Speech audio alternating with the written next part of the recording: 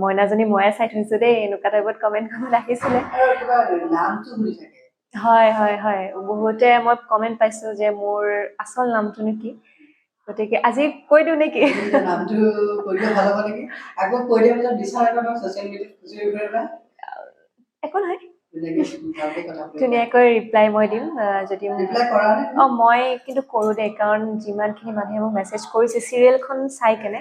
প্ৰতিজন মানুহকে মই ৰিপ্লাই দিবলৈ চেষ্টা কৰোঁ কাৰণ তেওঁলোকৰ বাবেহে আজি ইমানখিনি মৰম পাইছোঁ গতিকে তেওঁলোককনো অকণমান সময়লৈ ৰেছপন্স দিলে কিনো মানে আমাৰ ক্ষতি হ'ব হয়নে নহয় গতিকে মই যিমান পাৰোঁ সকলোকে ৰেছপন্দ কৰাৰ তেওঁলোকে বহুত ভাল পায় আৰু কয়ো যে তুমি ইমান ধুনীয়াকৈ ৰিপ্লাই কৰা মেছেজ কৰা কিছুমানে সেনেকৈ ৰেছপন্দ নিদিয়ে সেইকাৰণে বহুত ভাল লাগে